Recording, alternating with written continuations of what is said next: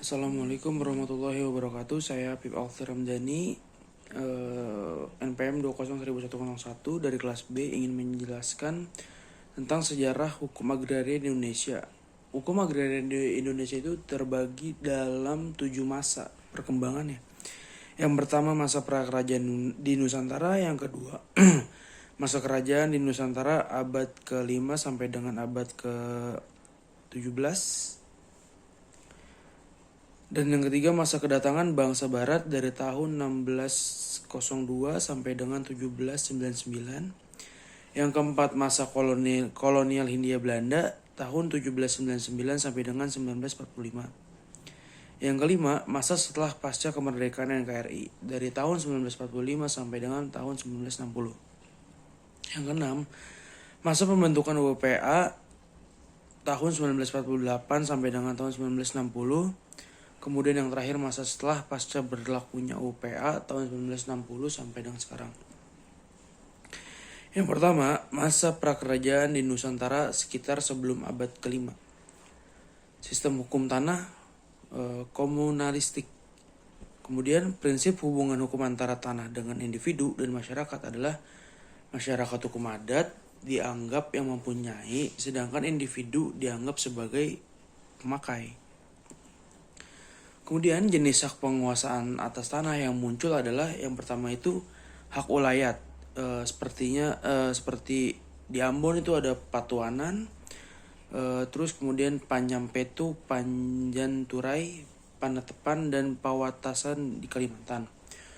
Kemudian di Jawa ada Wongkon, di Parubian, Pajar, Paer di Bali dan di Lombok, Tunaan di Batak, kawasan di Riau, Timur di Sulawesi Selatan, Nuru di Pulau Buru. Kemudian hak pakai asli bangsa Indonesia seperti hasil membuka hutan, Yasa Gogolan, Kencang, Gogolan Bengkok, Carik, Panggagonan, Huma, Boga, Anggaduh, khas Desa Titisari, Pikulen di Sunda.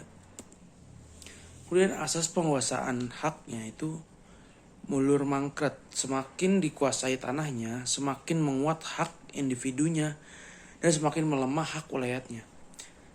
Sebaliknya, semakin ditinggalkan, semakin melemah hak individunya dan semakin menguat hak ulayatnya.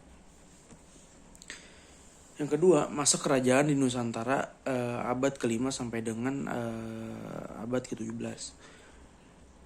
Yang pertama itu sistem hukum tanah itu masih domain raja. Kemudian prinsip hubungan hukum antara tanah dengan raja dan dengan individu dan pemerintah adalah raja yang memiliki tanah, sedangkan rakyat adalah penggarap yang harus bayar upeti. Seperti tertera dalam kitab Undang-Undang Tanah Brajanti pada Kerajaan Kutai. Pada kitab Undang-Undang Tanah Simbur Cahaya Kerajaan Sriwijaya dan kitab Undang-Undang Tanah Pratigundala Kerajaan Majapahit.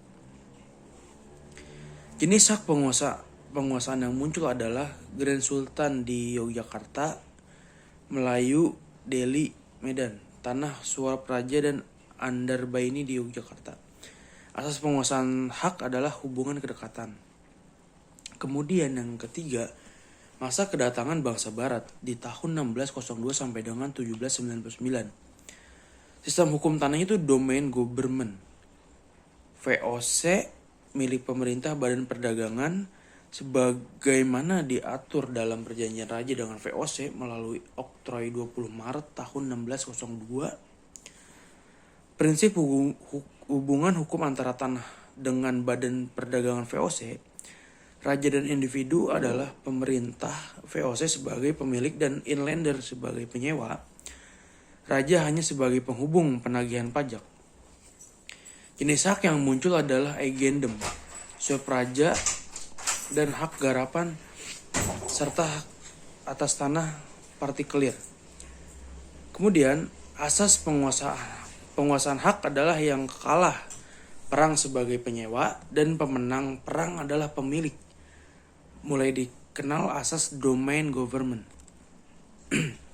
Kemudian, masa kolonial Hindia tahun 1799 sampai dengan 1945.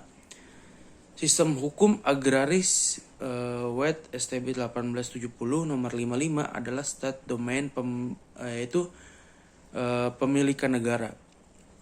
Prinsip hubungan hukum antara tanah dengan inlander, individu bangsa timur asing atau yang dipersamakan negara, badan hukum dan pemerintah adalah negara, individu dan badan hukum atau pemerintah jajahan kecuali inlander adalah dapat mempunyai hubungan memiliki.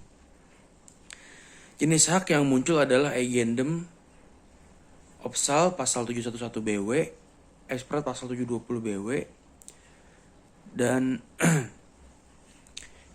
hipotek, kredit, perban, dan agraris agendum serta individualis landerbudgetrecht dan landherlijkrecht. Asas hukum agraria WET adalah domain verklaring pasal 1 agrarik besluit. Kemudian yang kelima, masa setelah pasca kemerdekaan NKRI tahun 1945 sampai dengan 1960. Sistem hukum agraria pasal 33A 3 ayat 3 Undang-Undang 45 adalah hak penguasa negara Besturen, Regelen, dan Touden.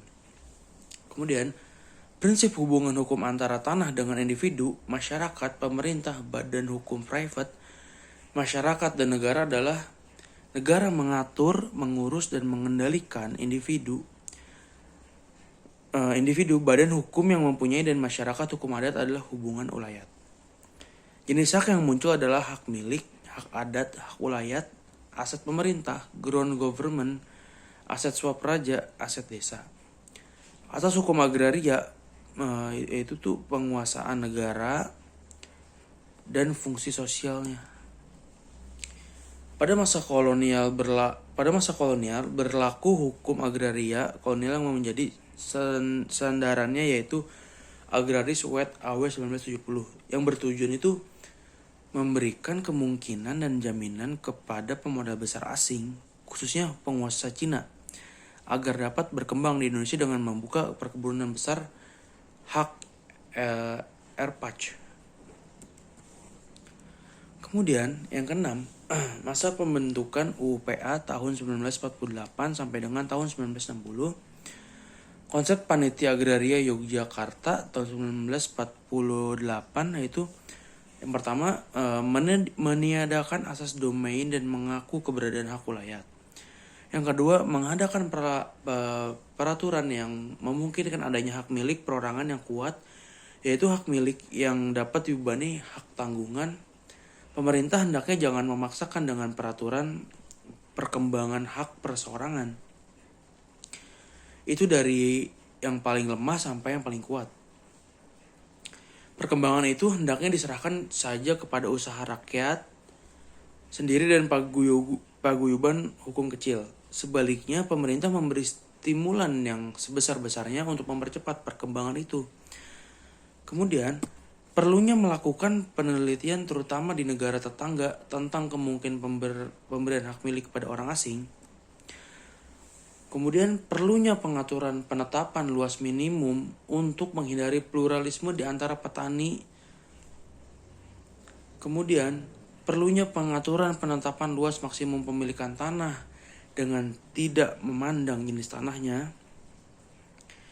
Kemudian menganjurkan untuk menerima skema hak atas tanah yang diusulkan panitia, ada hak milik dan ada hak tanah kosong dari negara dan daerah-daerah kecil serta hak atas tanah orang lain disebut megasari. Konsep Panitia Agraria Jakarta yaitu mengadakan batas minimum sebagai ide luas minimum ditentukan 2 hektar mengenai hubungan batasan minimum tersebut dengan hukum adat terutama hukum waris perlu diadakan penelitian lebih lanjut. Kemudian masa setelah pasca berlakunya UPA tahun 1960 sampai dengan saat ini. Sistem hukum agrarianya dalam praktik cenderung seolah stat domain Kepres nomor 55 tahun 1993, JO.PMA nomor 1 tahun 1994 dan PP 36 tahun 1998. Hubungan hukum antara tanah dengan negara seolah-olah negara memiliki penyimpangan asas. Jenis hak yang muncul tanah negara, hak pengelolaan dapat ditingkatkan jadi hak milik.